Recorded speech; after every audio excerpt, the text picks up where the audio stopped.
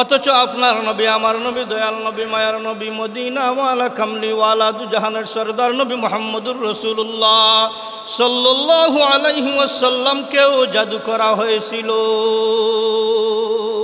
আমাদের নবীজিরেও জাদু করা হয়েছিল। এই যে দুইটা সূরা, দুইটা সূরার শানে নজুল আমি আপনাদের সামনে তুলে ধরি, তাহলে বিষয়টা পরিষ্কার হয়ে যাবে। এই দুইটা সূরা আল্লাহ পাক রব্বুল আলামিন কোন প্রেক্ষাপটে নাজিল করেছেন? মদিনার একজন ইহুদি ছিল, যাকে মুনাফিক বলা হয়, ইহুদিদের বন্ধু বলা হয়, আবার ইহুদিও বলা হয়। ও ইহুদির নাম ছিল লবিদ ইবনে আসম। ইহুদির নাম কি? লবিদ ইবনে আসম। তার কয়েকটা মেয়ে ছিল। ওই লবিদ ইবনে আসমের মেয়েরা এবং লবিদ ইবনে আসম মিলে নবীজির কয়েকটা চুল মুবারক তারা সংগ্রহ করে এবং চিরুনির দানার সাথে তারা কি করে 11টা গিট্ট দেয়, জাদু মন্ত্র পাঠ করে। এবং ওই গিট্টওয়ালা চুলগুলা, চিরুনিগুলা খেজুর ফলের আবরণের মাধ্যমে জারওয়ান নামক একটা কূপ ছিল, তারা ওই কূপের গভীরের মধ্যে রেখে আসে। নবীজিরে তারা জাদু করলো, বুঝলেন? এই চুলের গিট্ট দিয়া জারওয়ান নামক একটা কূপ আছে, ওই কূপের গভীরের মধ্যে তারা কি করলো? রেখে আসলো। ক্রমান্বয়ে নবীজি অসুস্থ হতে লাগলেন, ভীষণ অসুস্থ। নবীজির অসুস্থতা এমনভাবে বেড়ে গেল, নবীজি সকালে কি কাজ করছেন দুপুরে মনে থাকে না, দুপুরে যে কাজ করছেন রাত্রে মনে থাকে না।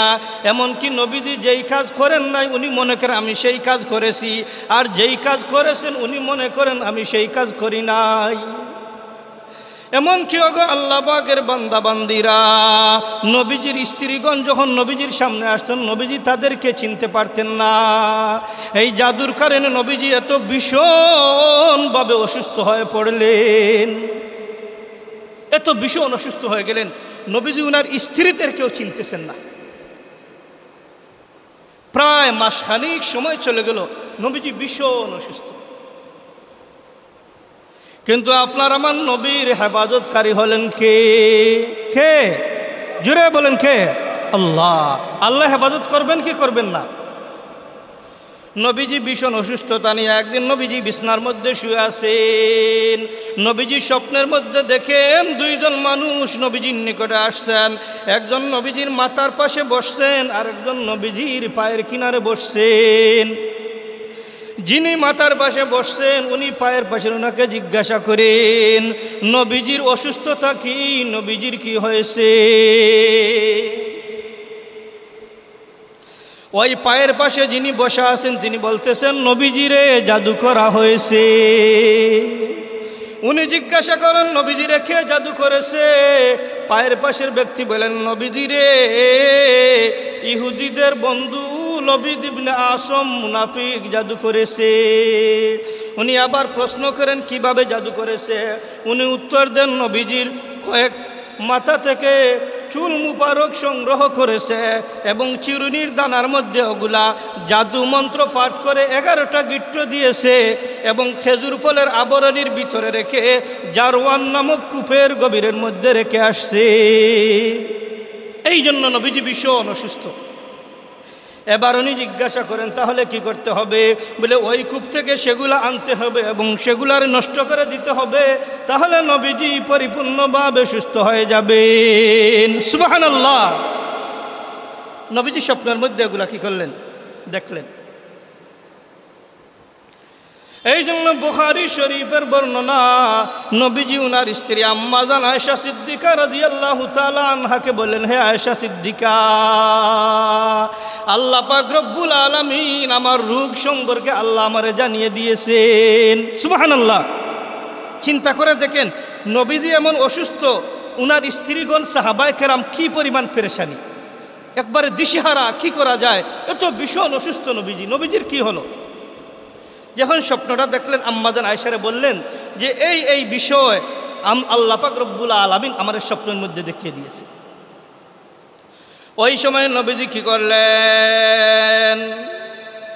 ওই কূপের মধ্যে গেলেন, গিয়া কূপটা দেখার পরে বললেন, হ্যাঁ এই কূপটাই আমি স্বপ্নের মধ্যে দেখেছিলাম। নবীজি ওই কূপ থেকে আলী রাদিয়াল্লাহু আনহুর মাধ্যমে ওই কূপের গভীরে যেই রকমভাবে স্বপ্নে দেখলেন ওই রকমভাবে পাথরের নিচে চাপা দিয়ে রাখা ওই জিনিসগুলো উঠিয়ে নিয়ে আসলেন। যেই রকমভাবে দেখলেন সেই রকমভাবে সব কিছু। এরপরে নবীজি ওগুলা উঠানোর পরে ওই প্রেক্ষাপটে আল্লাহ পাক রব্বুল আলামিন পবিত্র কুরআনের সূরাতুল ফালাক এবং সূরাতুন নাস নবীজির উপর নাজিল করে দেন। কুল আউযু বিরাব্বিল ফালাক মিন শাররি মা খালাক ওয়া মিন শাররি গাসিকিন ইযা ওয়াকাব ওয়া মিন শাররিন নাফাসাতি ফিল উকাদ ওয়া মিন শাররি হাসিদিন ইযা হাসাদ। কয়টা আয়াতে কারিমা? 5টা। সূরা ফালাকে কয়টা আয়াতে কারিমা? 5টা।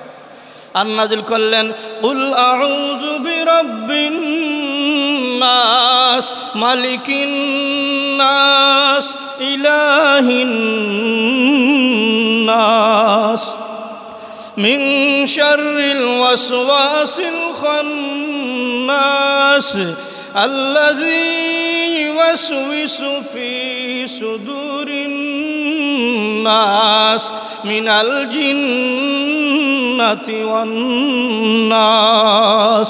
আল্লাহু আকবার। নাসের মধ্যে 6টা আয়াতে কারিমা। কয়টা আয়াতে কারিমা?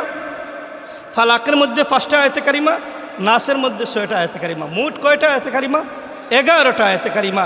আর নবীজির যে জাদু করা ছিল তারা 11টা গিট্ট দিয়ে জাদু মন্ত্র পাঠ করে কুপের মধ্যে রেখেছিল।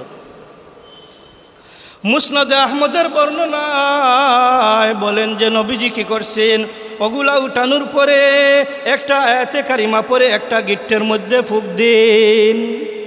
নবীজি বলেন ফুঁক দেওয়ার সাথে সাথে গিট্ট খুলে যায়, আর গিট্ট খোলার সাথে সাথে আমি অনুভব করি আমার দেহের উপরে, আমার শরীরের উপরে বিরাট বড় কোনো বোঝা ছিল, একটা গিট্ট খুলতেছে আর একটা বিরাট বোঝা আমার কাছ থেকে কি করতেছে, নামতেছে। কুল আউযু বিরাব্বিল ফালাক মিন শাররি মা খালাক ওয়া মিন শাররি গাসিকিন ইযা ওয়াকাব। ওই রকমভাবে নবীজি কি করলেন, 11টা আয়াতে কারিমা পরে 11টা গিট্টের মধ্যে নবীজি ফু দিলেন, আর সাথে সাথে 11টা গিট্ট খুলে দেয়। আর নবীজি বলেন যেই সময় 11টা গিট্ট খুলে যায় ওই সময় আমি অনুভব করি আমার দেহ থেকে সকল বোঝা নেমে আমি পরিপূর্ণভাবে সুস্থ হয়ে গেছি। সুবহানাল্লাহ। এইটা হলো কি শানে নুজুল। এই প্রেক্ষাপটে আল্লাহ পাক রব্বুল আলামিন সূরাতুল ফালাক এবং সূরাতুন নাসের 11টা আয়াতে কারিমা আপনার আমার কলিজার টুকরা নবী মুহাম্মদুর রাসূলুল্লাহ সাল্লাল্লাহু আলাইহি সাল্লামের উপর কি করলেন, নাজিল করলেন। তাহলে 2টা সূরার শানে নুজুল আমরা বুঝতে পারলাম ইনশাআল্লাহ। এবার তিরমিজি শরীফের বর্ণনা। নবীজির সাহাবী উকবা ইবনে আমির রাদিয়াল্লাহু আনহু, উকবা ইবনে আমির বলেন, হে জগতের লোকেরা, আমার নবীজি আমার আদেশ করেন, হে উকবা ইবনে আমির, তুমি প্রত্যেক নামাজের পরে সূরাতুল ফালাক এবং সূরাতুন নাস তুমি তেলাওয়াত করবে। কি বললেন? হে উকবা ইবনে আমির, তুমি প্রত্যেক নামাজের পরে সূরাতুল ফালাক এবং সূরাতুন নাস তুমি তেলাওয়াত করবে। তিরমিজি শরীফের আরেকটা বর্ণনা, নবীজির সাহাবী আব্দুল্লাহ ইবনে হাবিব রাদিয়াল্লাহু আনহু, আব্দুল্লাহ ইবনে হাবিব রাদিয়াল্লাহু আনহু বলেন, আমরা একটা অন্ধকার রজনীর মধ্যে, বৃষ্টির রজনীর মধ্যে, মাঝে মাঝে যে বৃষ্টির রজনীগুলো হয় আকাশ কালো হয়, ঠিক কিনা? ওই আকাশ কালো এবং অন্ধকার একটা রজনীর মধ্যে আমরা নবীজিরে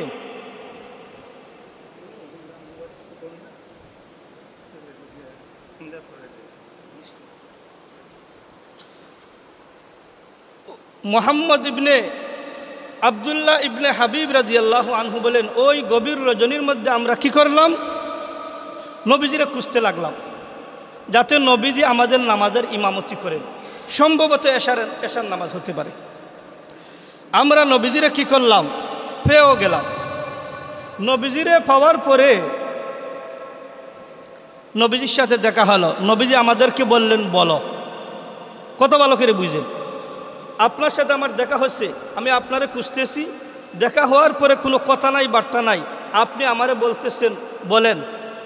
নবীজি তাদেরকে বললেন, বলো একবার। ওনারা কি বলবেন বুঝতে পারতেছেন না, কোনো কথা বললেন না। 2 নম্বর বার বললেন, বলো, ওনারা কোনো কথা বলতেছেন না। নবীজি 3 নম্বর বার বললেন, বলো। 3 বার বলার পরে আব্দুল্লাহ ইবনে হাবিব রাদিয়াল্লাহু আনহু বলেন, ওগো নবীজি, আমরা কি বলবো, আমরা তো বুঝতে পারি নাই, কি বলবো গো নবীজি আমরা। ওই সময় নবীজি বলেন, হ্যাঁ আব্দুল্লাহ ইবনে হাবিব, তোমরা প্রত্যেক নামাজের পরে, তোমরা প্রত্যেক দিন সকালবেলা এবং সন্ধ্যাবেলা, ভালো করে বুঝেন, প্রত্যেক দিন সকালবেলা এবং সন্ধ্যাবেলা সূরাতুল ইখলাস, সূরাতুল ফালাক এবং সূরাতুন নাস, এই 3টা সূরা তোমরা 3 বার করে তেলাওয়াত করবে। প্রত্যেক দিন সকালবেলা 3 বার করে 3টা সূরা তেলাওয়াত করবে, আবার সন্ধ্যাবেলা 3টা সূরা কি করবে, 3 বার করে তেলাওয়াত করবে। নবীজি বলেন, তাহলে প্রত্যেকটা বিষয়ের জন্য তোমাদের এই 3টা সূরা যথেষ্ট হয়ে যাবে। সুবহানাল্লাহ, প্রত্যেকটা বিষয়ের জন্য এই 3টা সূরা যথেষ্ট হয়ে যাবে। তোমরা যেই কাজে যাবে, যেই কাজ করবে, এগুলোর জন্য 3টা সূরাই তোমাদের জন্য কি যথেষ্ট। সুবহানাল্লাহ। আম্মা জানা আয়েশা সিদ্দিকা রাদিয়াল্লাহু তাআলা আনহা বলেন, হে জগতের লোকেরা, নবীজি যখন আরাম করার জন্য বিছানার মধ্যে আসতেন, নবীজি যখন আরাম করার জন্য বিছানার মধ্যে আসতেন, তখন নবীজি সূরাতুল ফালাক এবং সূরাতুন নাস, এই 2টা সূরা তেলাওয়াত করে নবীজি উনার হাত মুবারকের মধ্যে ফুঁক দিতেন। এরপরে 2টা হাত নবীজির চেহারা মুবারকের মধ্যে মুছতেন। নবীজির যত জায়গা, শরীরের যত জায়গার মধ্যে মুছা সম্ভব নবীজি সেগুলা মুছতেন। সুবহানাল্লাহ। আমি কখনো কঠিন অসুস্থতা অনুভব করলে নবীজি আমার এই আমল করার কথাই বলতেন। আল্লাহু আকবার। তাহলে আমরা কি পেলাম, সকালবেলা আমরা কি করব, এই 3টা সূরার 3 বার করে তেলাওয়াত করব, সন্ধ্যাবেলা আমরা কি করব, 3 বার করে তেলাওয়াত করব, আর বিছানায় যাওয়ার পরে আমরা সূরাতুল ফালাক এবং নাস আমরা কি করব, তেলাওয়াত করে যদি আমরা আমাদের চেহারা, আমাদের শরীর মুছি, তাহলে সকল প্রকার জাদু মন্ত্র থেকে আল্লাহ পাক রব্বুল আলামিন সকল প্রকার ক্ষতি থেকে আমাদেরকে হেফাজত করে নেবেন। সুবহানাল্লাহ। এইটার আমলের আরেকটা ফজিলত বলি। ফজিলতটা হলো, আপনি মনে করেন একটা মামলার রায়ের উদ্দেশ্যে বোঝার জন্য বলতেছি, তাফসিরের সারাংশ, যাবেন, অথবা জালিম কোনো বাচ্চার সামনে যাবেন, অথবা বড় কোনো নেতা, বড় কোনো জালিম অন্যায়কারী মানুষের সামনে যাবেন কোনো গুরুত্বপূর্ণ বিষয়, আপনার আশঙ্কা হচ্ছে ওই লোকটা আপনার ক্ষতি করতে পারে, এই লোকটা আপনার ক্ষতি করতে পারে। আপনি যদি ওই 2টা সূরা তেলাওয়াত করে যান, যত বড় জালিম হোক, যত বড় খারাপ লোক হোক, সে কোনো ক্ষতি করতে পারবে না, আপনারে হেফাজত করে নিবেন আমার আল্লাহ। সুবহানাল্লাহ, জোরে সুবহানাল্লাহ। আল্লাহ হেফাজত করে নিবেন। মুহাম্মদ ইবনে শিরিনের নাম আপনারা শুনছেন, বিখ্যাত স্বপ্নের ব্যাখ্যাকারী। উনি এত সঠিকভাবে স্বপ্নের ব্যাখ্যা করতেন মুহাম্মদ ইবনে শিরিন, এই জন্য সমস্ত দূর দূরান্ত লোকেরা স্বপ্ন নিয়ে ওনার কাছে যাইত। মুহাম্মদ ইবনে শিরিন লিখেন, কোনো মানুষ যদি স্বপ্নের মধ্যে দেখে সে সূরা ফালাক এবং সূরা নাস তেলাওয়াত করতেছে, তাহলে এটার ফলাফল, স্বপ্নের ব্যাখ্যা কি? স্বপ্নের ব্যাখ্যা হলো ওই মানুষটা জিন ও ইনসানের সকল ক্ষতি থেকে হেফাজতে থাকবে। জগতে যত কীট পতঙ্গ আছে, সাপ বিচ্ছু আছে, বাঘভাল্লুক আছে, ওই কীট পতঙ্গগুলাও তার ক্ষতি করতে পারবে না, এইটার ব্যাখ্যা। এমনকি বিপদ আপদ থেকেও সে মুক্ত থাকবে, এমনকি শয়তানেও তারে ধোঁকা দিতে পারবে না। আমরা ফজিলত এবং শানে নজুল শুনলাম। এবার আল্লাহ 11টা আয়াতে কারিমার মধ্যে কি বললেন আমরা সেটা আর তাফসীর করব ইনশাআল্লাহ। সূরাতুল ফালাকে আয়াত কয়টা? 5টা। আমার আল্লাহ বলেন কুল আউযু বিরাব্বিল ফালাক, কুল হে নবী তুমি বলো, আমার আল্লাহ নবীকে বলতেছেন কুল হে নবী তুমি বলো আউযু বিরাব্বিল ফালাক, আমি উজ্জ্বল প্রভাতের মালিকের কাছে আশ্রয় চাই। সুবহানাল্লাহ। প্রথম আয়াতে আল্লাহ বললেন আউযু বিরাব্বিল ফালাক, হে নবী তুমি বলো আমি উজ্জ্বল প্রভাতের মালিকের কাছে আশ্রয় চাই। উজ্জ্বল প্রভাত বুঝছেন? রাতের অন্ধকার শেষ হয়ে যখন সকালবেলা হয়, উজ্জ্বল সূর্যের আলো নিয়ে যখন সকালটা উদিত হয়, সেই উজ্জ্বল সকালের কথা বলছেন। ওই উজ্জ্বল সকালের মালিককে, আপনার মালিককে, আমাদের মালিককে, আমাদের জীবনের মালিককে, মরণের মালিককে, সমস্ত জগতের মালিককে আল্লাহ। আল্লাহ বললেন কুল হে নবী তুমি বলো আউযু বিরাব্বিল ফালাক, আমি উজ্জ্বল প্রভাতের মালিকের কাছে আশ্রয় চাই। 2 নম্বর আয়াতে কারিমের মধ্যে আল্লাহ বললেন মিন শাররি মা খালাক, নবীজি শিখাইতেছেন মিন শাররি মা খালাক, আমি তার সকল সৃষ্টির অনিষ্ট থেকে আশ্রয় চাই। অর্থাৎ আল্লাহ পাক রব্বুল আলামিন জগতের মধ্যে কত কিছু সৃষ্টি করেছেন, সাপ সৃষ্টি করেছেন, বাঘ সৃষ্টি করেছেন, মানুষ মানুষের ক্ষতি করে কিনা, জিন মানুষের ক্ষতি করে কিনা, এই জন্য নবীজি বলতেছেন মিন শাররি মা খালাক। আল্লাহ বলতেছেন ওগো নবীজি আপনি বলেন যে আমি আল্লাহ পাকের সকল সৃষ্টির অনিষ্ট থেকে আমি আশ্রয় চাই। কার আশ্রয় চাই? আল্লাহর। কার আশ্রয় চাই? আল্লাহ। 3 নম্বর আয়াতের মধ্যে বলতেছেন ওয়া মিন শাররি গাসিকিন ইযা ওয়াকাব, আমি অন্ধকার রাতে সংগঠিত অনিষ্ট থেকে আশ্রয় চাই। যখন রাত তার অন্ধকারটা বিছিয়ে দেয়, অন্ধকার রাতে সংগঠিত হয় না সমস্যাগুলা, রাতের অন্ধকারে অনেক সমস্যাগুলো সংগঠিত হয়। এবং কিছু কিছু মানুষও আছে রাতের অন্ধকারে চুরি ডাকাতি রাহাজানি অন্যের ক্ষতি করার রাতের সময়টারে বেছে নেয়। এই জন্য বললেন মিন শাররি গাসিকিন, রাতের অন্ধকারে সংগঠিত অনিষ্ট থেকে আমি আশ্রয় চাই। ইযা হাসাদ, যখন রাত তার অন্ধকারটা বিছিয়ে দেয়, রাত যখন গভীর হয়ে যায়, রাত যখন অন্ধকার হয়ে যায়। এরপরে 4 নম্বর আয়াতের মধ্যে বলতেছেন ওয়া মিন শাররিন নাফাসাতি ফিল উকাদ, আমি আশ্রয় চাই গিরায় ফুঁক দিয়ে জাদুটনাকারিনীদের অনিষ্ট থেকে। কি বুঝলেন? জাদুটনাকারিনী বলছেন, তাহলে এখানে মহিলা সম্বোধন করছেন। এই যে আমরা শানে নজরুলে শুনছিলাম লবিদ ইবনে আসমের মেয়েরা কি করছিল, নবীজিরে জাদু করছিল সে সহ। এই জন্য আল্লাহ এটা শিখাই দিতেছে ওয়া মিন শাররিন নাফাসাতি ফিল উকাদ, আমি গিরায় ফুঁক দিয়ে জাদুটনাকারিনীদের অনিষ্ট থেকে আশ্রয় চাই। এরপরে 5 নম্বর আয়াতের মধ্যে বললেন ওয়া মিন শাররি হাসিদিন ইযা হাসাদ, হিংসুক ব্যক্তির সব ধরনের হিংসার অনিষ্ট থেকেও আমি আল্লাহ পাকের কাছে আশ্রয় চাই যখন সে আমার প্রতি হিংসা করে। তাহলে 5টা আয়াতের সারাংশ অর্থ বুঝলেন? প্রথম আয়াতের মধ্যে বললেন হে নবী তুমি বলো আমি উজ্জ্বল প্রভাতের মালিকের কাছে আশ্রয় চাই। দ্বিতীয় আয়াতের মধ্যে বললেন হে নবী তুমি বলো আমি আমার রবের সৃষ্টির সকল অনিষ্ট থেকে আমি রবের কাছে আশ্রয় চাই। তৃতীয় আয়াতের মধ্যে বললেন হে নবী তুমি বলো আমি রাতের অন্ধকারে সংগঠিত অনিষ্ট থেকে আমি আশ্রয় চাই যখন রাত তার অন্ধকারটা বিছিয়ে দেয়। চতুর্থ আয়াতের মধ্যে নবীজিরে শিখিয়ে দিলেন হে নবী তুমি বলো আমি আশ্রয় চাই গিরায় ফুঁক দিয়ে জাদুটনাকারিনীদের অনিষ্ট থেকে। পঞ্চম আয়াতের মধ্যে শিখিয়ে দিলেন হে নবীজি তুমি বলো আমি হিংসুক ব্যক্তির সকল ধরনের হিংসার অনিষ্ট থেকে আশ্রয় চাই যখন সে আমার প্রতি হিংসা করে। এইটা গেল সূরাতুল ফালাক। কি? সূরাতুল ফালাক।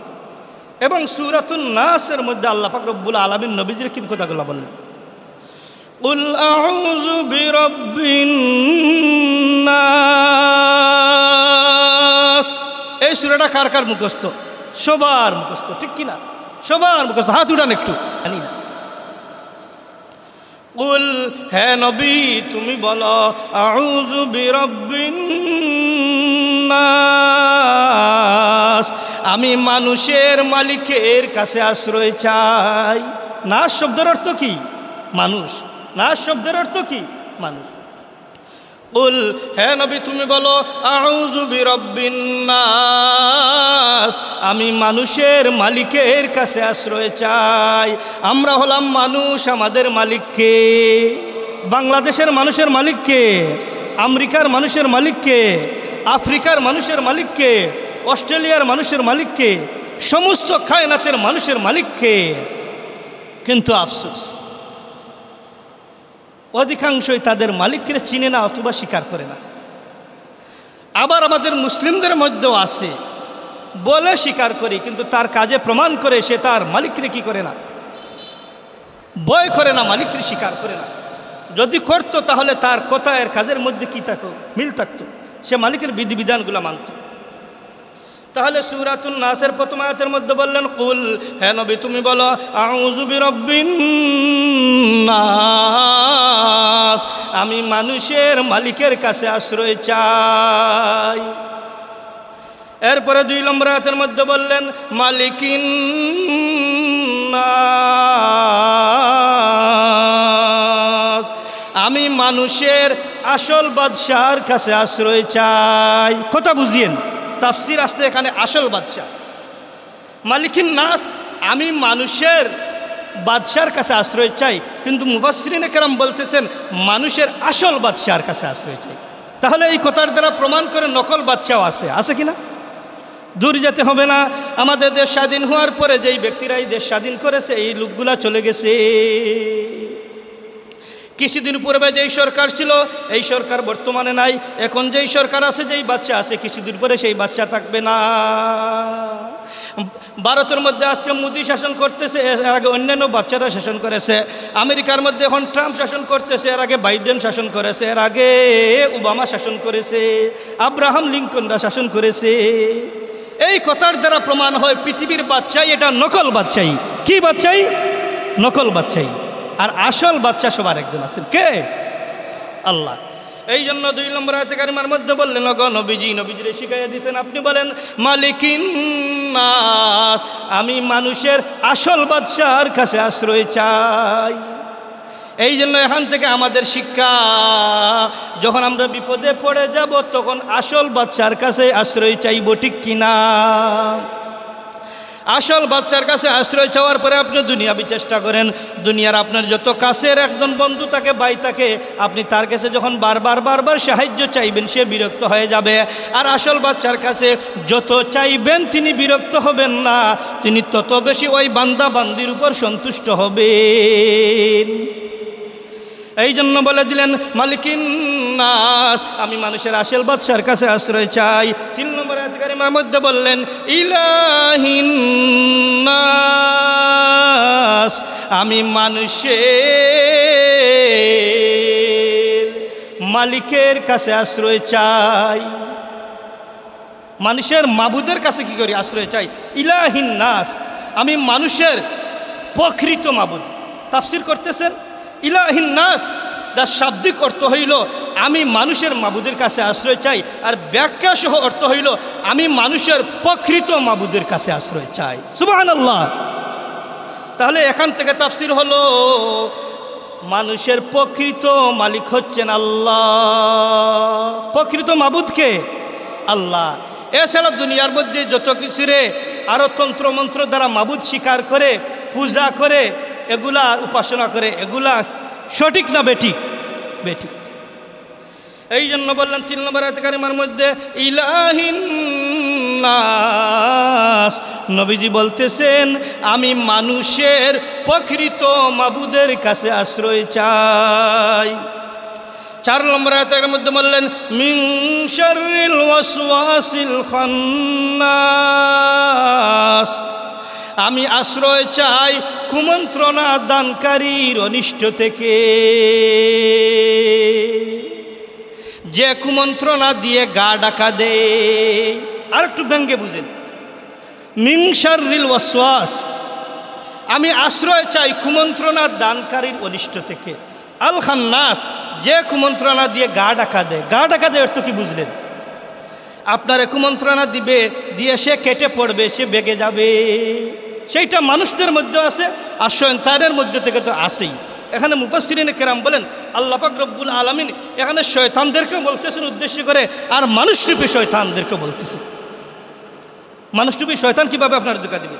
যে শয়তান আপনারে বলবে ফজরের নামাজের স্বপ্ন, আপনার হাত পা টিপে দিবে, অথবা এমন একটা স্বপ্ন নিয়ে আসবে, আব্দুল্লাহ আব্দুস সাত্তার তুমি ফজরের নামাজের যাওয়ার দরকার নেই, কোনো রকম ফজরের নামাজটা পার করে আপনারে নষ্ট করে দিয়ে সে বেগে যাবে, আপনি দেখবেন না, সে গা ঢাকা দিয়ে চলে যাবে, শয়তানের কাজ। আর মানুষরূপী শয়তান আপনারে বলবে বন্ধু চলো আমরা একটু ফুর্তি করি, আমরা ঢাকা ক্লাবের মধ্যে আজকে রাত্রে কি করব, আড্ডা দিব, আমরা মদ পান করবো, আমরা নর্তকী নাচাবো, অথবা ওই জায়গার মধ্যে আমরা কি করব, সবাই মিলে একটু গান বাজনা করব, ফুর্তি আমোদ করব, খাও দাও ফুর্তি করো, দুনিয়াটা মস্ত বড়, এই কথা বলে। কিন্তু আমরা আগাম বলি আগামীকাল কয়বরের মধ্যে গিয়ে যে কী করবেন, শাস্তির সম্মুখীন হবেন, সেটার বিষয়ে একটু কল্পনা করো, ঠিক কিনা? এই জন্য বললেন মিন শাররিল ওয়াসওয়াস, নবীজিরে শিখাইয়া দিতেছেন, হে নবী আপনি বলেন আমি কুমন্ত্রণা দানকারীর অনিষ্ট থেকে আশ্রয় চাই। আল খান্নাস, যে কুমন্ত্রণা দিয়ে গা ঢাকা দেয়, যে কুমন্ত্রণা দিয়ে হারিয়ে যায়, যে কুমন্ত্রণা দিয়ে দূরে চলে যায়। এরপরে 5 নম্বর আয়াতে কারিমার মধ্যে বললেন আল্লাযী ইউওয়াসউইসু ফি সুদুরিন নাস, যে মানুষের অন্তর সমূহে কুমন্ত্রণা দে।